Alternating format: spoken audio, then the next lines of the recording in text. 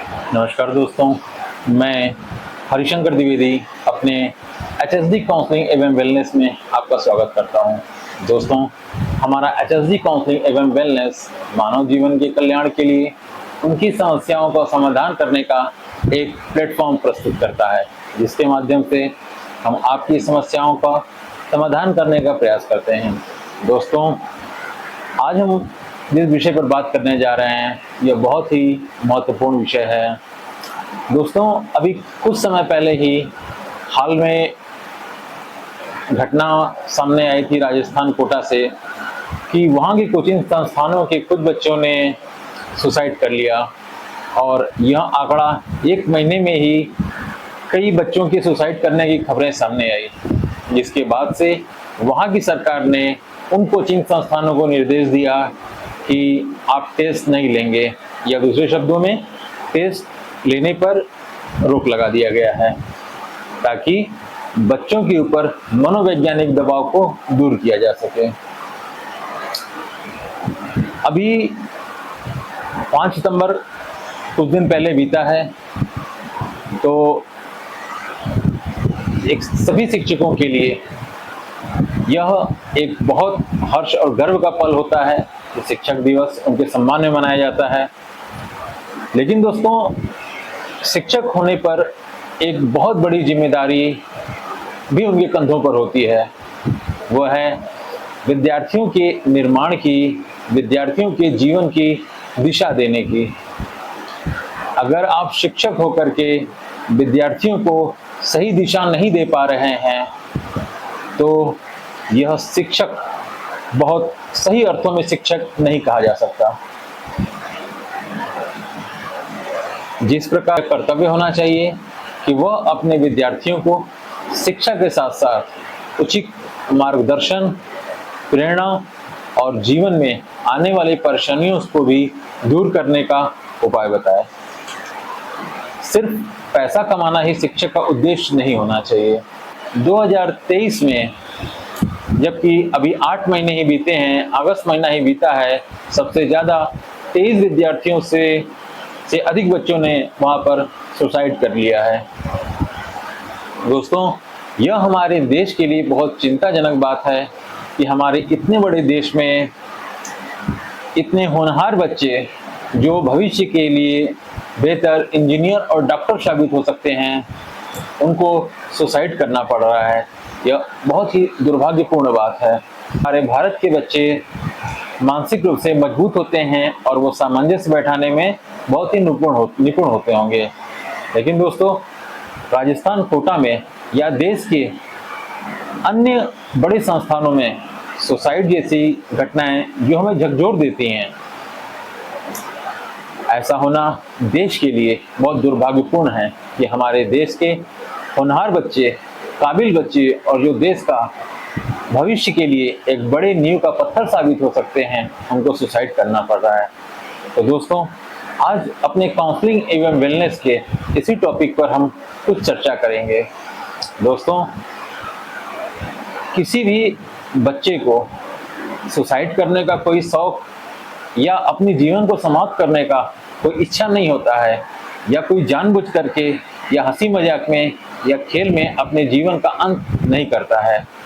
दोस्तों, वह बच्चा जिस समय सुसाइड कर रहा होता है, वह उससे काफ़ी पहले से सुसाइड की फीलिंग उसके मन में चल रही होती है। वह बहुत ज़्यादा मानसिक रूप से डिप्रेशन में, तनाव में और अंदर से घुटन महसूस करता है। अपने आप को चारों तरफ से अकेला महसूस करता है। उसकी परेशानी, उसकी फीलिंग कोई भी समझ नहीं पाता है। यह जिम्मेदारी शिक्षकों के साथ साथ उनके दोस्तों, साथ के लोग एवं सबसे मुख्य रूप से उनके माता पिता के हैं। अगर उनके माता पिता भी अपने बच्चों को नहीं समझते हैं, उनके माता पिता अपने बच्चों को अगर सही मार्गदर्शन नहीं प्रदान करते हैं, तो यह निश्चित है दोस्तों, बच्चे माता पिता के सहानुभूति के अभाव में सबसे ज़्यादा कमज़ोर हो जाते हैं, सबसे ज़्यादा टूट जाते हैं, और मनोवैज्ञानिक रूप से यह उन्हें सबसे ज़्यादा कमज़ोर कर देती है और सुसाइड करने में यह सबसे बड़ी भूमिका निभाती है। दोस्तों सोचिए, अगर कोई विद्यार्थी IIT-JEE में जिसके माता पिता अगर आकांक्षा लगाए हों यह टॉप करेगा, संयोग से रिजल्ट आता है तो बच्चा फेल हो जाता है, चाहे किसी भी गलती से, चाहे वो रात को न सोया हो या उसकी तबीयत खराब हो गई हो, किसी भी वजह से वो फेल हो जाता है। अब एक माता पिता उसी बच्चे को डांटना शुरू कर देते हैं कि अरे तुम किसी काबिल नहीं हो, तुम्हारी पढ़ाई लिखाई बेकार है, तुम्हारी जिंदगी बेकार है, तुम किसी लायक नहीं हो, तुम्हारे जीवन व्यर्थ है, हमारा पैसा व्यर्थ है, हमने ऐसी संतान पैदा कर गलती कर दी। तो उस बच्चे के मन में कौन सी फीलिंग आएगी? सीधी सी बात है, वह यह सोचेगा कि जब मैं अपने माता पिता की आकांक्षाओं को नहीं पूरा कर सकता, उनका पैसा व्यर्थ कर दिया और मैं असफल हूँ, मैं लूजर हूँ, तो यह जिंदगी किस काम की है? इसको समाप्त करने में ही समझदारी है। तो ऐसे बच्चे कई बार सुसाइड जैसा कदम उठा सकते हैं। वहीं दूसरी तरफ यदि माता पिता थोड़ा सा अपने आप पर धैर्य रखें, अपने नुकसान को झेल लें, बर्दाश्त कर लें, क्योंकि बच्चों के जीवन से बड़ा, उनके सपनों से बड़ा आपका पैसा नहीं है। अपने बच्चों से कहें बस इतना ही शब्द काफ़ी है, कोई बात नहीं, गलतियां सभी से होती हैं और गलतियों से सीखना चाहिए। आप गलतियों से सीख करके अगले प्रयास के लिए फिर से पूरी क्षमता के साथ जुट जाइए और जीवन में हार जीत, सफलता और असफलता लगी रहती है।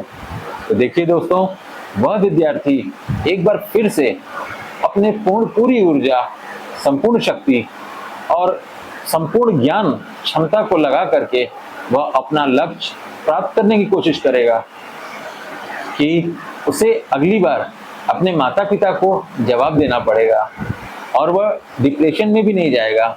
वह जो उसके अंदर मेहनत करने की क्षमता पैदा होगी वह उसकी खुद की होगी, उसके खुद के ज्ञान से उत्पन्न होगी, खुद के विचारों से उत्पन्न होगी और उसके माता पिता जिन्होंने उसे उसकी असफलता पर भी कुछ नहीं कहा, उसके लिए प्रेरणा का काम करेंगे। वह विद्यार्थी हमेशा सोचता रहेगा ऐसे माता पिता सबको मिले। दोस्तों, अगर आप भी, मैं सभी विद्यार्थियों से कहना चाहता हूं, सफलता कई बार बड़े सफलता को लेकर के आ सकता है। एक असफलता या परीक्षा जीवन का अंतिम परीक्षा नहीं होता है। व्यक्ति जब तक जीवित रहता है उसके जीवन में कोई न कोई परीक्षा आता रहता है। तो अगर शुरुआत की कुछ परीक्षाओं में असफलता मिल भी गई तो क्या हुआ? अगली परीक्षा के लिए फिर से तैयार होना है, अगली परीक्षा के लिए फिर से मेहनत करना है और नए लक्ष्य बनाने हैं, नए लक्ष्य तय करने हैं और उन्हें प्राप्त करने के लिए पूरा प्रयास करना है। और सबसे बड़ी चीज, असफलताओं से सीखते रहना है। कई बार असफलता हमारे जीवन में बड़ा सफलता के कारण बनते हैं, इसलिए असफलता को अपने जीवन में उतना ही महत्व दें जितना कि हम सफलता को देते हैं।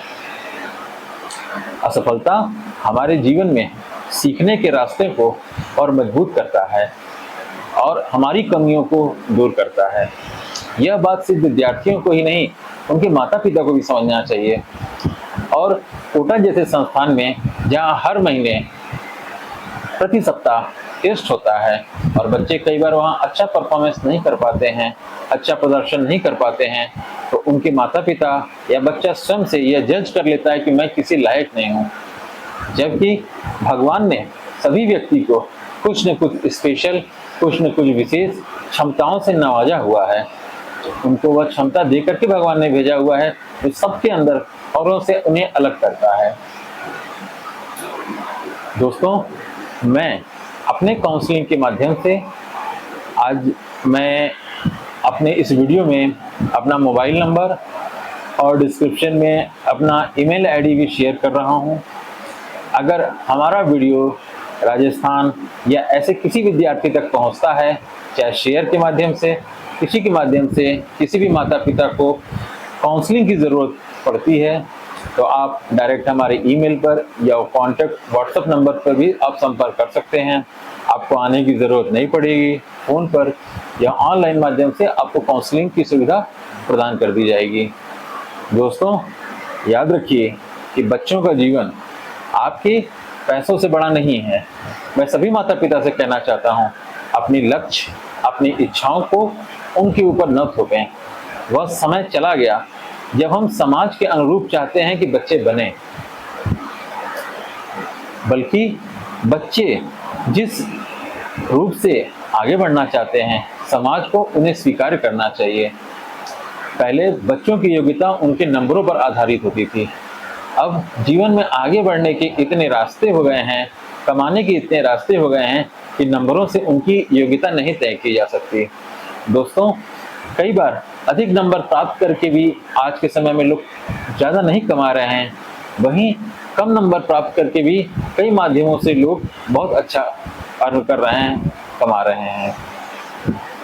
दोस्तों, मैं विद्यार्थियों से भी कहना चाहता हूं, अगर आपके मन में सुसाइड जैसी कोई भावना मन में आ रही है, तो आप एक बार अपने माता पिता के बारे में सोचें, जिन्होंने आपको बचपन से आपको पालने पोसने में इतनी मेहनत की है, आपकी हर छोटी से छोटी जरूरतों को यथाशक्ति पूरा करने का प्रयास किया है। अगर वो थोड़ा सा दबाव देते भी हैं पढ़ाई के लिए, तो आपके भले के लिए देते हैं। उसे थोड़ा सा बर्दाश्त करने की कोशिश करिए और अपने लक्ष्यों को बेहतर करने का प्रयास करिए। अगर ऐसा नहीं हो पाता है तो अपने माता पिता से कह दीजिए कि नहीं, हम जितना हमारी क्षमता है, हम अपनी क्षमता के हिसाब से ही काम करेंगे और अपनी क्षमता के हिसाब से ही लक्ष्यों उद्देश्यों को प्राप्त करेंगे।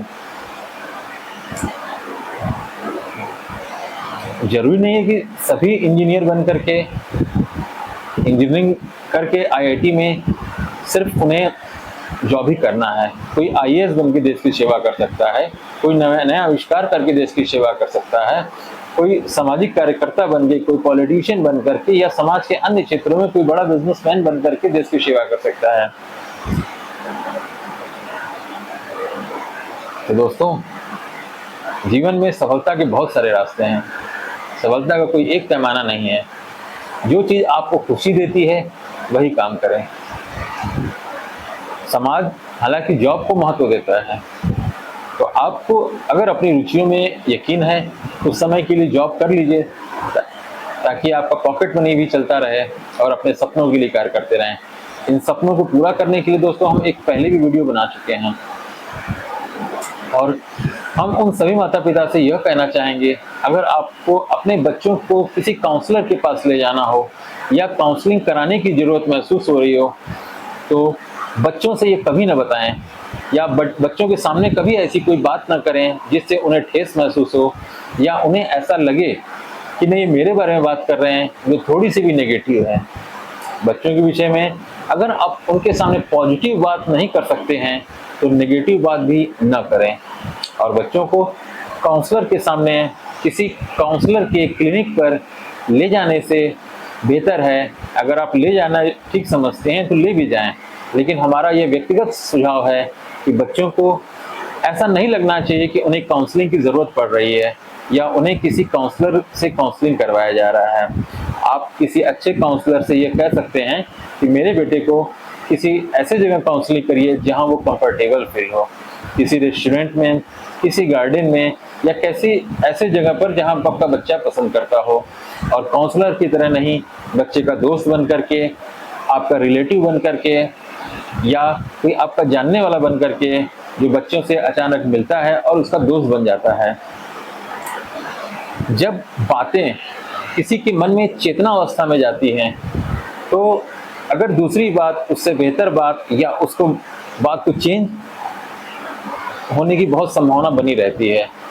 लेकिन अगर जिस तरीके से मैं बता रहा हूँ, एक दोस्त बन करके और एक उसकी इच्छा के अनुरूप व्यवहार करते हुए, घूमते फिरते खुशनुमा माहौल में अगर उसके इस तरीके से काउंसलिंग की जाए कि उसे पता न चले, तो यह बात उसके अवचेतन मन तक चली जाती है। और जब बात उस अवचेतन मन में चली जाती है, तो कई बार वह बहुत दृढ़ इच्छा शक्ति का रूप ले लेता है। जो बच्चों को हमेशा प्रेरणा लगातार देता रहता है और सपनों में भी उन्हें अपने लक्ष्यों को प्राप्त करने की प्रेरणा देता रहता है। दोस्तों, तो मैं उम्मीद करूंगा कि सभी माता पिता और सभी बच्चे मेरी इस वीडियो से लाभ उठाएंगे और माता पिता अपने बच्चों के ऊपर किसी तरह का दबाव देने से बचेंगे और बच्चे भी इस तरह का, अगर असफलता उन्हें प्राप्त होती है या किसी वजह से वह अपनी किसी भी परीक्षा में असफल होते हैं, तो उन्हें डिप्रेशन में या तनाव लेने की ज़रूरत नहीं है। उससे ऊपर उठ करके उन्हें असफलता के कारणों को ढूंढ करके नए लक्ष्यों को तय करके फिर से सफलता की कोशिशों में जुट जाना है। तो दोस्तों, मुझे उम्मीद है आप इन सुसाइड जैसे विचारों से और इन डिप्रेशन और चिंता जैसे विचारों से और असफलता, इन चीज़ों के विचारों से बाहर निकल करके अपने जीवन को और बेहतर ढंग से, अपने लक्ष्यों को बेहतर ढंग से प्राप्त करने का प्रयास करेंगे और जीवन में खुश रहेंगे। के साथ आपसे फिर अगले वीडियो में जल्द मुलाकात होगी। तब तक के लिए नमस्कार, जय हिंद।